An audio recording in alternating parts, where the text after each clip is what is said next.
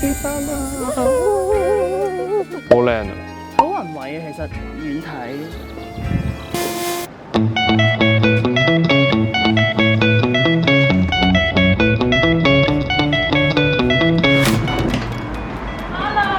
哇！終於見面啦，幾經辛苦啊！咁我就嚟到巴黎啦，終於都第一餐嚟食嘅嘢咧，就係 Lyon 嘅一間食青口嘅地方。咁其實呢間嘢點解我揀咧，就係因為我嗰陣時 summer exchange 大學嘅時候嚟法國食嘅青口，最有印象嘅就係呢間咯。因為嗰陣時係覺得好好食，同埋其實我哋而家咧仲要係撞正罷工嘅時間啦。我哋一路行過嚟咧，勁多垃圾喺街，冇人抌，冇人清理。因為罷工嘅緣故咧，都係有啲擔心究竟嚟到巴黎安唔安全啦。二嚟又驚會唔會嚟唔到。最收尾非常之好彩，都坐咗喺度。我哋本身有兩個 friend 喺英國過嚟嘅，跟住佢哋兩個嘅機咧都係俾人 cancel 咗，跟住佢係特登買另一架飛機單程過嚟巴黎，跟住非常之幸運，就大家可以喺度相見啦。如果唔係咧，就會巴黎幾日就得我自己喺度玩。我要拍。Cheers！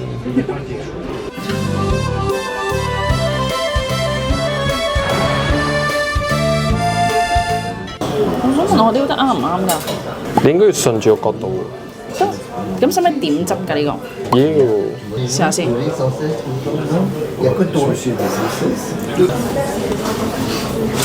好鮮甜。但係有生。醬咧就係嗰啲蒜蓉，再加啲香草咧，其實好清淡嘅，因為呢個係最 original 嗰個 flavour 嚟嘅。我想講呢個撈飯一定好好食喎。就係想食呢個有湯嘅青口，好唔好食呢個？好有鮮味咯。焗嘅好食啲定蒸嘅好食啲啊？唔同味嘅喎，呢個咧係青口味，啱先嗰個咧係食咗好多蒜味咯。我想嗌個飯，有冇得嗌個飯？諗到咗 pasta 得唔得？我而家切啦嚇！哇，聽唔聽到嗰個？試下咯喎！你個口有冇咁大啊？冇。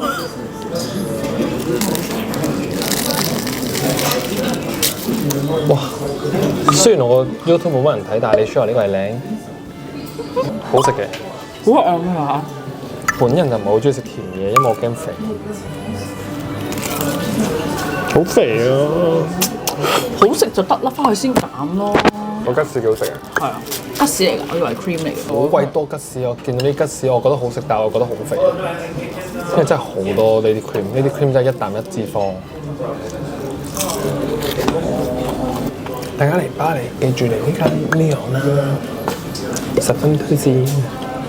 我哋頭先兩個咁樣食4杯酒，就係73.1歐，咁其實除翻開大概每個人300蚊左右港紙，其實非常之抵食。今日一朝早嚟到夏洛宮呢度咧，就係因為我哋報咗去聖米歇爾山嘅一個 one day tour 啦，咁就係 through Club 嗰度 book 嘅。咁其實夏洛宮咧就係咧睇巴黎鐵塔非常之靚嘅一個地方啦。7點鐘要出發，咁就去到夜晚9點。因為佢呢個聖米歇爾山其實唔係喺巴黎，我記得係要坐4個鐘頭巴士先至去到嗰個地方嘅。咁今日就會完成我喺法國另一個好想做嘅 to-do list，就係去睇聖米歇爾山，因為我成日都覺得啲相係超靚。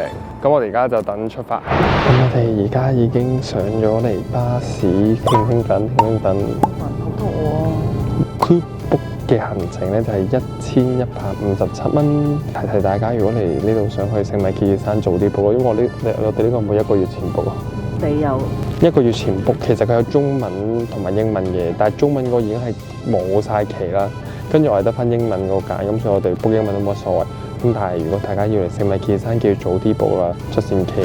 如果唔係佢冇晒位，佢就同我哋講話呢度除咗有聖米歇爾山呢個 tour 之後咧，仲有諾曼第嘅 tour 咯。好，咁我哋而家就等出發啦。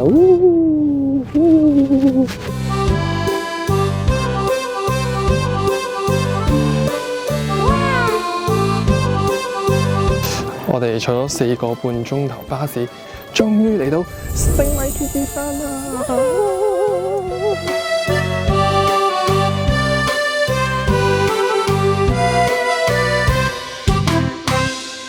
後邊我哋而家都嚟聖米歇爾山啦，跟住佢就帶我哋行。咁而家聖米歇爾山入邊就都有好多紀念品啊，同埋賣緊手信嘅地方。聖米歇爾山入邊呢度比較出名嘅手信就係啲 cookies， 咁但係佢就介紹我哋話唔知邊度買平啲，即係可能出邊係買平啲類似咁。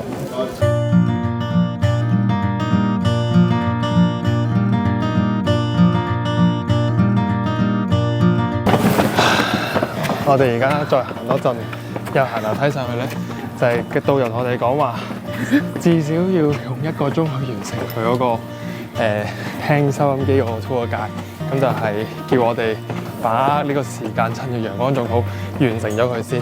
咁如果肚餓嘅，聽完先去食。咁我哋而家就喺度行上去，好攰啊，好多樓梯，一路行上去好多唔同嘅觀景台，就見到出邊真係一望無際嘅景觀咯。跟住佢下邊咧，呢條橋咧就係我哋頭先啱啱落車出土過到嚟嘅時候。而家呢度下邊就係聖米奇山普通人一路行嘅地方啦。聖米奇山係公元708年嗰陣時就決定要起嘅朝聖嘅地方啦。咁然之後佢經歷咗英法嘅8年戰爭，中間其實佢係做過監獄嘅。咁係去到1874年嘅時候先至列為呢個歷史古蹟。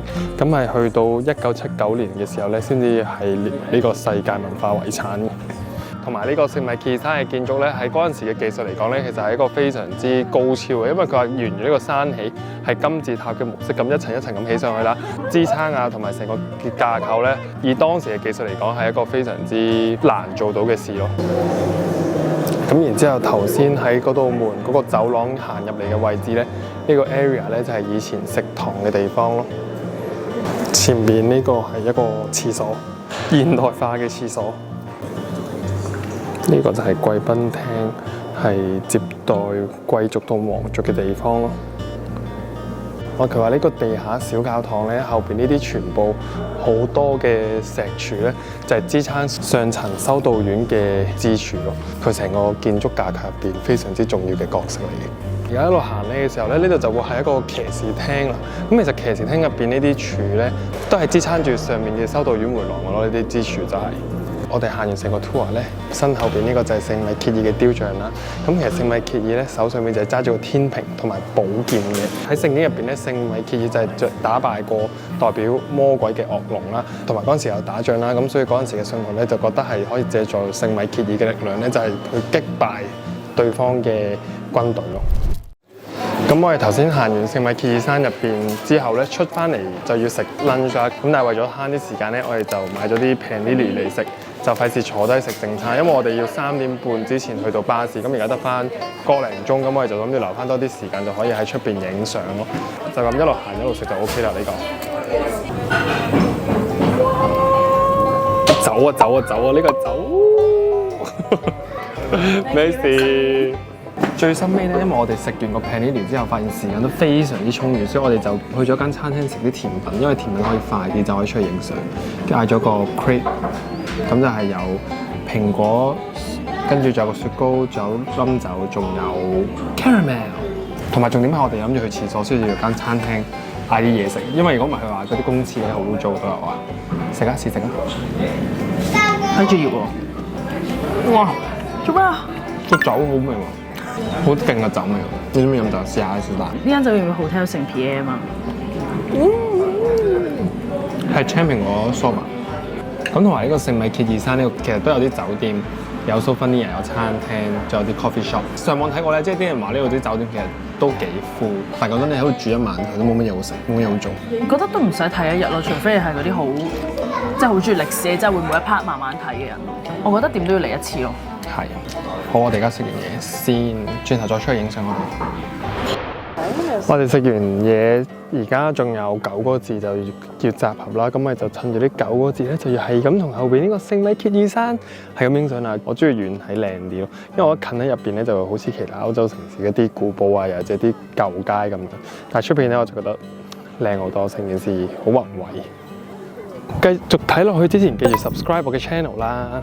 我哋就諗住行翻去我哋個巴士嘅地方，因為其實呢度可以搭出套嘅，但係其實我哋仲有20分鐘，咁就可以。遠處就係我哋嘅巴士站啦，同埋咧，我覺得咧聖米歇爾山咧，佢係越遠越細越靚咯，我覺得，同埋好彩地，我哋今日係天氣超好，萬里有雲，有風，有太陽，仲有藍天，天公造美今次。同埋咧，我哋見到好多學生都喺度參觀呢個聖米歇爾山咯，佢哋直情會落埋沙灘行咯。我哋因為行裝比較多，所以就費事行落去沙灘。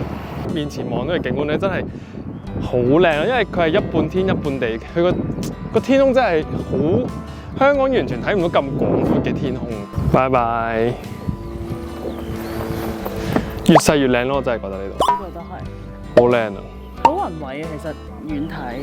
我令我諗起天空之城，其實我呢個覺得。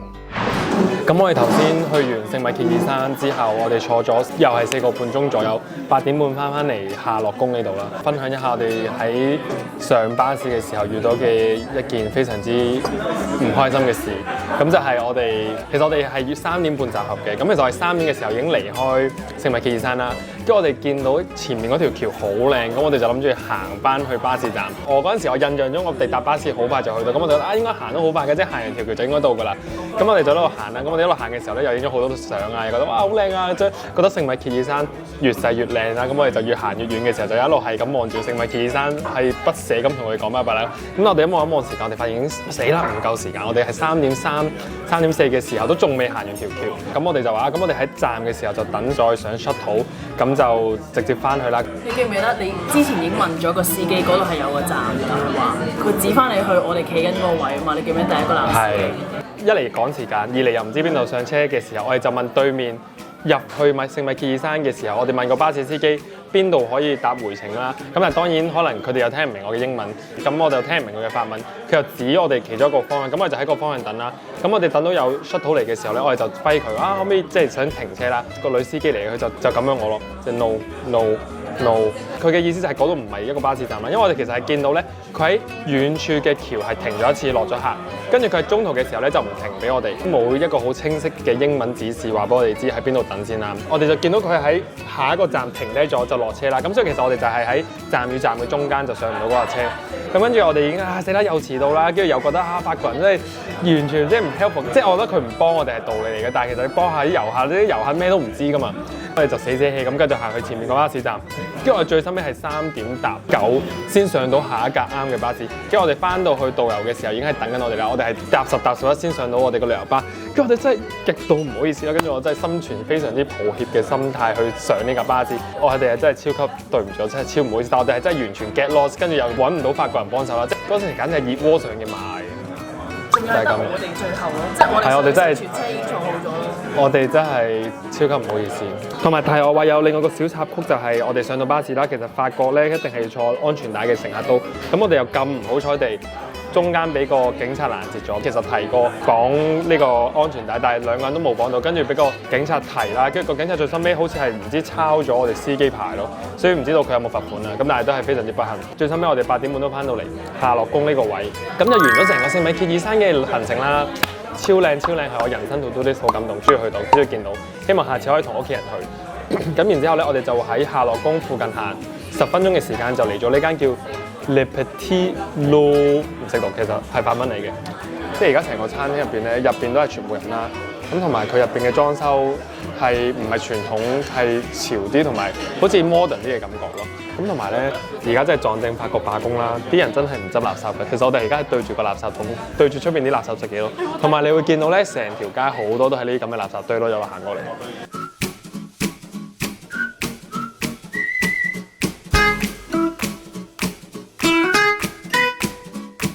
好腍嘅八爪魚去切嘅時候，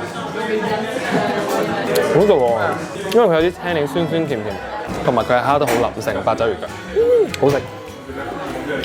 推薦大家呢間位於巴黎鐵塔夏樂宮附近嘅一間餐廳。你睇下佢個朱古力，佢真係好結㗎，係結到，我覺得唔會喎。OK 啊，佢呢個聞落係似咖喱魷魚，但係食落係番茄魷魚嚟，好似肉醬意粉嗰啲味咯。